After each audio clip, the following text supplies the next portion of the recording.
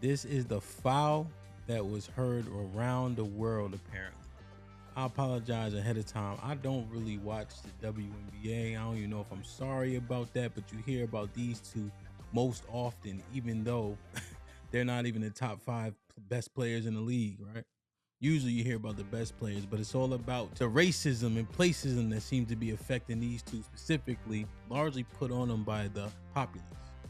I don't even think it's as much between them as they give it credit for, but there's certainly something, and they've been rivals since college. So that part makes sense. Now, the key to the reason why I wanted to cover this is because you got Ryan Clark and RG3. So this is where the race war continues. Why is RG3 speaking on it the way in which he is? Is it because he has a white wife? Ryan Clark thinks so.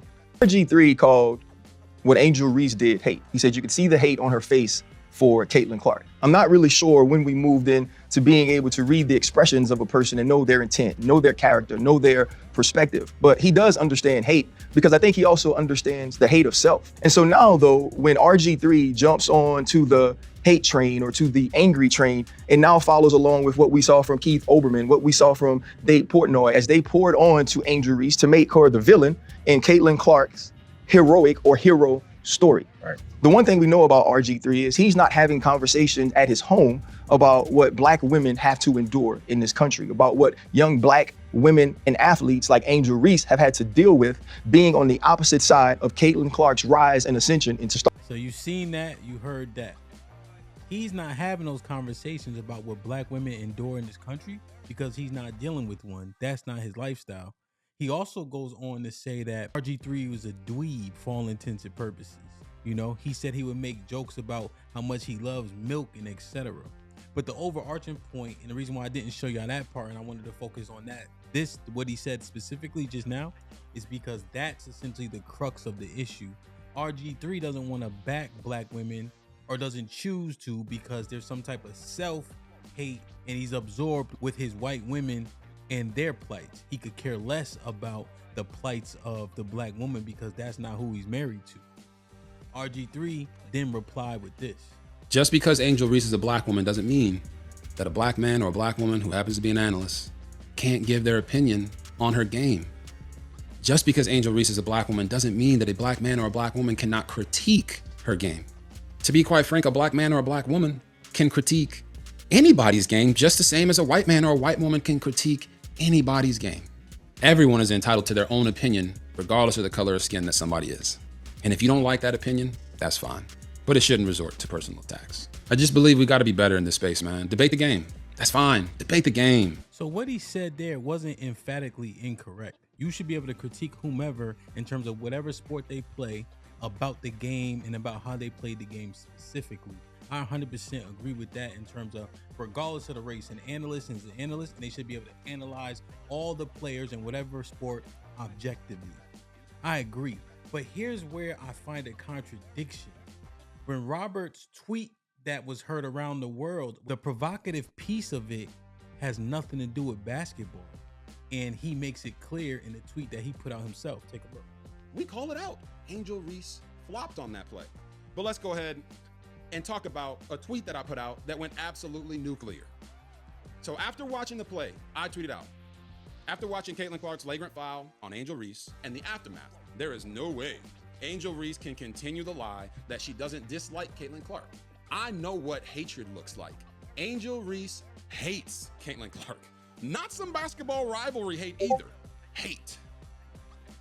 The reason I said that is because when somebody that you don't like says something to you, you automatically always take it to the most extreme. You always automatically say, oh, they meant to harm me with that statement. But if your friend or somebody you're cool with made that very same statement, none of us would be so quick to run to judgment to say, oh, that was negative.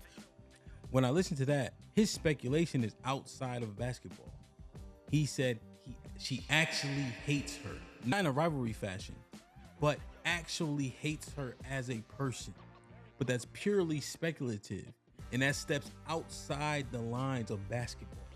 But he didn't have to do that. He chose to do it. So when I hear him talking about we should be able to analyze and assess the sport, and I'm talking about the game, Well, that's overwhelmingly, right, and clearly not true, based on him implying and speculating the reasons is why she hates her, and her hate for her is ingrained in her.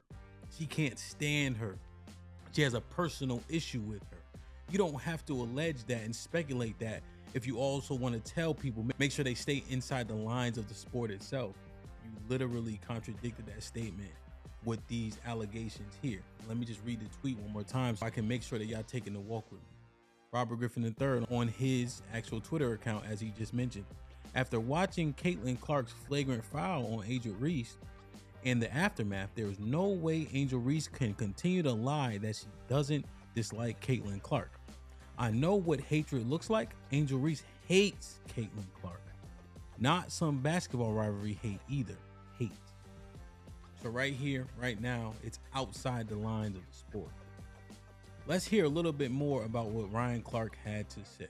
Caitlyn Clark is the most important player in the WNBA. And a ton of her fandom has come along with some racial bias or some racial pieces to why people love her so much. And so now if you're RG3, when is the last time within your household you've had a conversation about what she's dealing with? You haven't been able to do that because in both of your marriages, you've been married to white women. You haven't had opportunities to have those conversations to educate you on what they're feeling, what Black women deal with, what they're seeing when they think of a young Angel Reese. And the whole time that he's mimicking Angel Reese and bobbing his head and moving his neck while he's doing this whole piece, his wife is in the back, amening. I worked with RG3. He would make all of these sort of corny jokes about milk and how much he loved it and how important it was. And he always points out on social media the color of his wife's skin, as if the color of her skin is what makes her special, as if the color of her skin is what makes her a good wife. I've met the lady, I've had a conversation with her. Right. I think she's more than that. But it also leads to what Black women deal with a lot from Black men who have chose to date or marry outside of their race. They always feel like they have to go the extra mile to prop up the woman that they're married or the woman that they're with over Black women by denigrating Black women.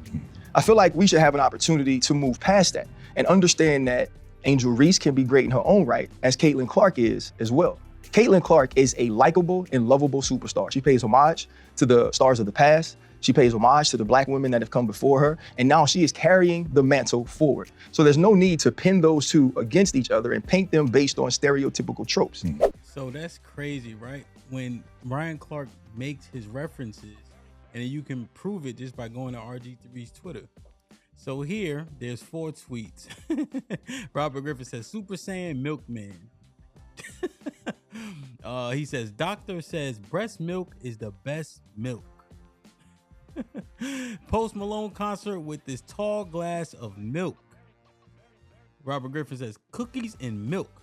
National Milk Day. So the allegation alleges that RG3 is a divester, right?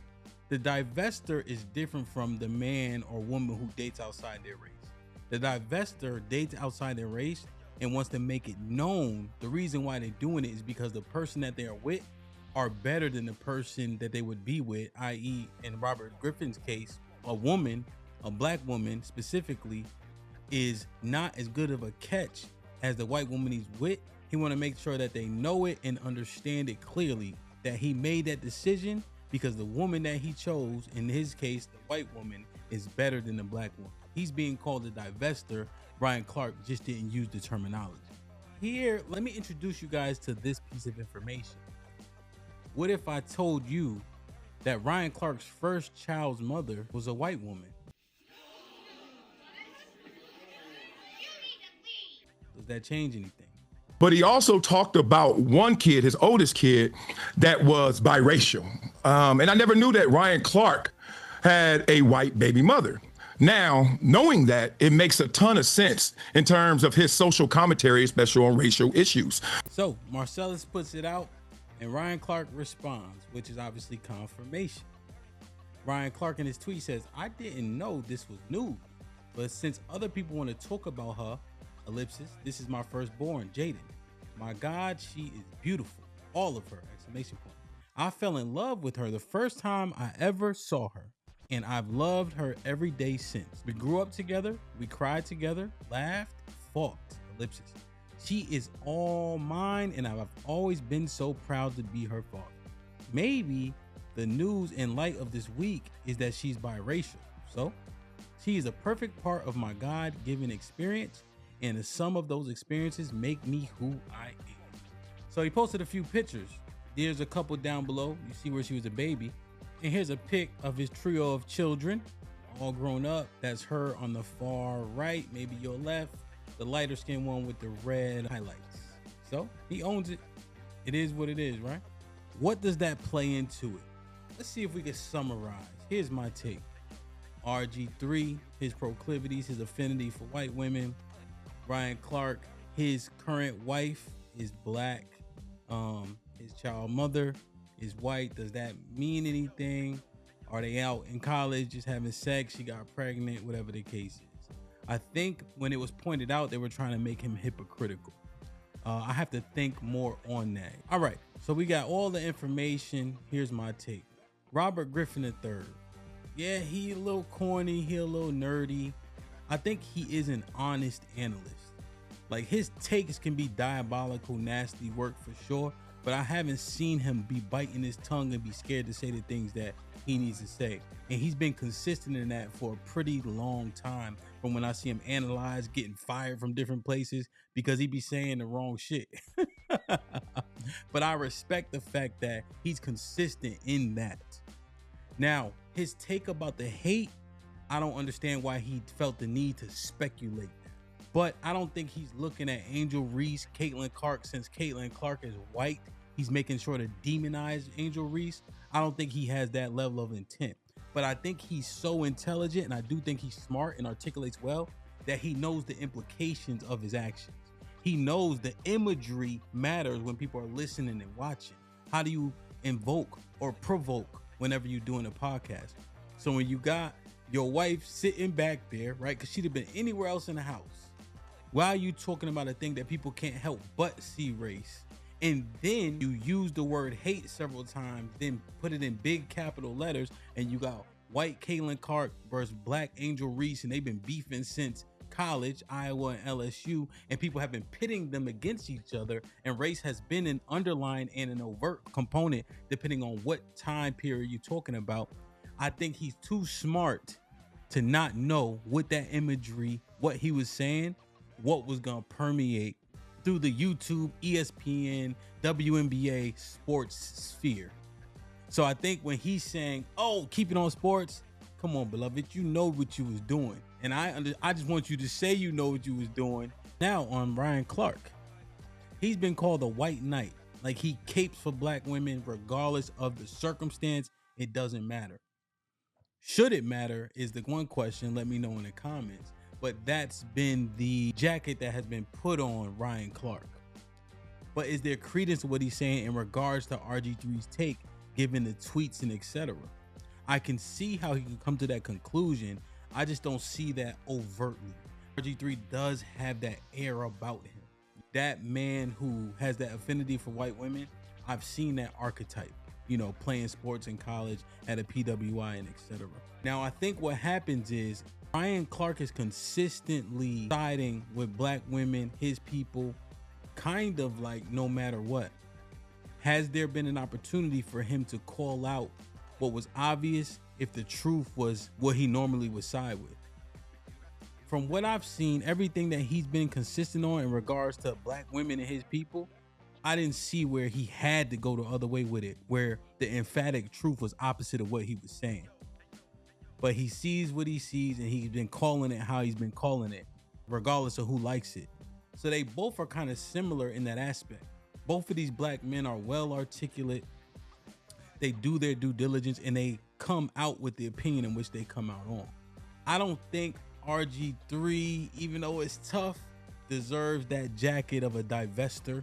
I think Ryan is saying what he believes. It's interesting. It's interesting. It's interesting. I don't think RG3 did a bunch of bashing or anything of that nature, but he framed it in a way in which people will click. And that's the overarching issue with a lot of the media now. The goal is no longer to be truthful, it's to be salacious. But when we get in front of the information from both these two brothers, who do you side with? Let me know in the comments. I love y'all. I appreciate y'all. Be safe and do the right thing, man. Like, share, subscribe. Tell a friend to tell a friend. And I'm out.